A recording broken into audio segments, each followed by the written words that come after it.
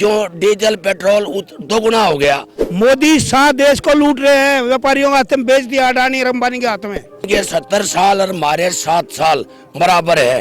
जितने भी बीजेपी के हैं उनको धंधा क्या है, वो पेपर बेचते हैं। देश की बाढ़ भी न लंगड़ी कर दी फौज, जो फौज थी सारे देश की थी, रक्षा करती थी। हम उनकी आड़ में सो रहे हैं यहाँ। फौज है ना, फौज इनके नीचे से मिट्टी निकाल देगी। अब की बार इनको जहाँ थे वहाँ ही बैठा देंगे। राहुल गांधी की यात्रा इस वक्त हरियाणा में है और जल्द ही पानीपत के इस रैली स्थल पर भी पहुंचने वाली है। लेकिन जितना ही जोश राहुल गांधी में देखा जा रहा है, उससे भी कहीं ज्यादा जोश यहाँ के कार्यकर्ताओं और यहाँ के लोगों में है। जब हम यहाँ मौजूद थे, लोग आसपास आ रहे थे और खुद ही पूछ रहे थे कि हमारा इंटरव्यू आप कब लेंगे। तो इसीलिए हम इनसे बातचीत करने जा रहे हैं और पूछने और समझने जा रहे हैं कि क्या कांग्रेस पार्टी इस बार लोकसभा चुनाव में अपना दमखम हरियाणा में दिखा पाएगी या एक बार फिर से उसे कहीं किनारे बैठना पड़ेगा। सबसे पहले आप राहुल गांधी की यात्रा में आए हैं, क्यों आए हैं? ये मैं पकड़ रही हूं, रहने दीजिए आप। हम राहुल गांधी की यात्रा में इसलिए आए हैं क्योंकि भारत के टुकड़े टुकड़े हो गए थे, बहुत गरीब देश बना दिया। जैसे आज से 50 साल पहले देश हमारा था, वहाँ लोगों को रोटी नहीं मिलती थी, जब मेहमान आते थे जब गेहूं की रोटी मिलती थी। लेकिन ये बड़ी बड़ी बात करते थे क्योंकि इन्होंने बहुत कुछ करना था। बोले बीजेपी लाओ और सब गरीबों के खाते में 15-15 लाख ऑनलाइन डाल देंगे, 0% से खाता खुलवाओ। लेकिन कुछ नहीं आया, ये इनके आदमी खुद पैसे लेके भाग गए। कांग्रेस के नहीं बीजेपी के। हाँ, और इन्होंने एक बहुत बड़ी गलती करी थी। बोले उनके 70 साल, उन 70 सालों में 14 प्रधानमंत्री आ चुके थे, 56 रुपये डीजल बढ़ा था।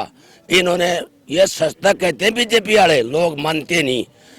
बोले उनके 70 साल और हमारे 7 साल बराबर है, क्यों डीजल पेट्रोल दोगुना हो गया। ये इक्वल करके देखा है। ये गाड़ियों के रेट पर जो कमर्शियल गाड़ी कार लेते थे वो 7-7, 8-8 लाख में मिलती थी। इन्होंने क्या किया, 20-20 लाख में मिल गई गाड़ी। और उम्र घटा दी 15 साल से 10 साल कर दी। कोई आदमी कैसे गुजारा कर रहा है, कोई कैसे कर रहा है।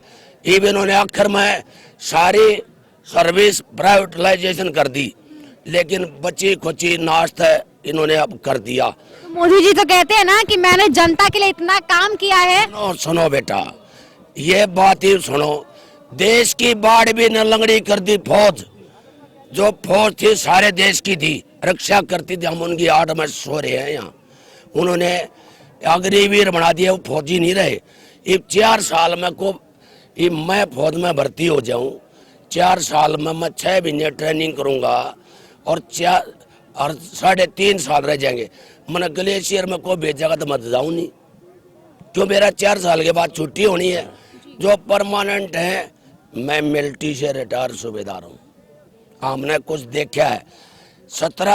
4 साल में तो बैरगों के मटके भी याद नहीं रहे, बैरगे कहाँ हैं। घर के भी ताले दरवाजे 4 साल में बच्चे को, छोटे को। हमारी आर्मी का लोहा तो पूरा विश्व मानता है, लेकिन बिल्कुल मानता है। ये इन्होंने लंगड़ी कर दी फौज। हाँ, लंगड़ी कर दी, अग्निवीर बना दिया, लंगड़ी होगी हो। हाँ, अच्छा, राहुल गांधी क्या अग्निवीरों को कुछ अच्छे से मदद कर पाएंगे अगर इनकी सरकार आएगी? हाँ, राहुल गांधी ने एक वादा किया है, फौज जैसे थी वैसे चला देंगे, हम अग्निवीर नहीं छोड़ेंगे, उसको परमानेंट फौज बनाएंगे। और इन्होंने कहा था। अच्छा, सिलेंडर के दाम 1100 रुपए के आसपास हो चुके हैं, ठीक है।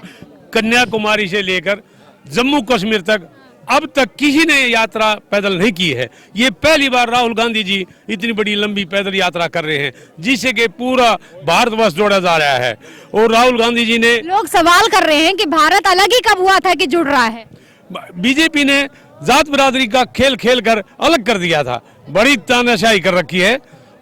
बेरोजगारी भी, भूखमरी भी, और कितना ग्राफ गिर चुका है। ये देखो ना आप, राहुल गांधी जी ने हिंदू मुस्लिम का खेल कर दिया यहाँ तो उन्होंने, जबकि हमारा देश एक था। तो इसलिए राहुल गांधी की यात्रा में लाखों लोग आते हैं हर जगह जहां भी जाते हैं रिकॉर्ड तोड़ता जा रहा है। एक प्रदेश से दूसरे प्रदेश में, अगले प्रदेश में और भी तगड़ा होता जा रहा है। अब जम्मू कश्मीर तक जाएंगे। ये पहली ऐसी यात्रा है, या तो कभी महात्मा गांधी जी ने, जवाहरलाल नेहरू जी ने की थी, या राहुल गांधी जी कर रहे हैं। इसके अंदर देश के अंदर एक लहर पैदा हो चुकी है और अगली बार हरियाणा के अंदर तो 10 की 10 लोकसभा की सीटें कांग्रेस की आएंगी। यहाँ भूपेंद्र हुड्डा और दीपेंद्र हुड्डा का बहुत ज्यादा असर है। दीपेंद्र हुड्डा ने तो बड़ा कमाल कर रखा है, दिन रात एक अच्छा, लोग ये भी सवाल कर रहे हैं कि राहुल गांधी टी शर्ट पहन के घूम रहे हैं और सिर्फ टी शर्ट पहन के घूमने से कोई प्रधानमंत्री नहीं बनता। टी शर्ट पहनने से नहीं बन रहा, वो तपस्वी है, वो एक तपस्वी है। आप एक चीज देखो, छाछ के ऊपर भी टैक्स लगा रखा, क्या खाएगी गरीब जनता? ऐसा कभी हुआ था? आप बताओ मेरे को, कभी हुआ था ऐसे? दूध, दही, छाछ, इनके ऊपर भी टैक्स लगा दिया इन्होंने। और क्या करेंगे? ये आटे पर भी तो लूट रहे हैं। मोदी शाह देश को लूट रहे हैं, व्यापारियों के हाथ में बेच दिया, अडानी और अंबानी के हाथ में। ठीक है, 4 आदमी देश चला रहे हैं। ऐसे थोड़ा ही ना होता, ये तो घर का। हाँ, आर्मी से रिटायर सूबेदार हूँ मैं भी। ठीक है, हमने देखा अग्निवीर है ना, जो इन्होंने किया है सबसे गलत काम किया। ये इनकी मिट्टी निकाल के छोड़ेंगे।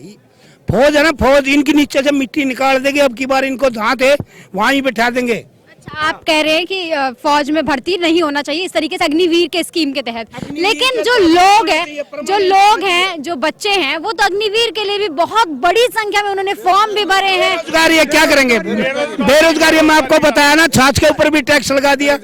आप देखो ना, छाछ के ऊपर भी टैक्स। हमारे इधर तो देहात में इधर उधर मांगने से मिल जाता है घरों में, इसके नहीं होता तो ये लेता है, उसको भी छाछ पे भी टैक्स लगा दिया। ज्यादा हरियाणा में सबसे ज्यादा बेरोजगारी है, 45% बेरोजगारी है हरियाणा में।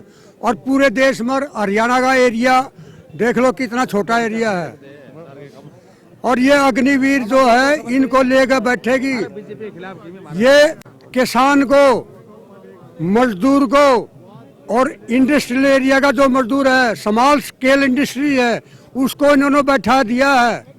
जो देश को जो चला रहे थे ना, वो स्मॉल स्केल इंडस्ट्री चला रही थी।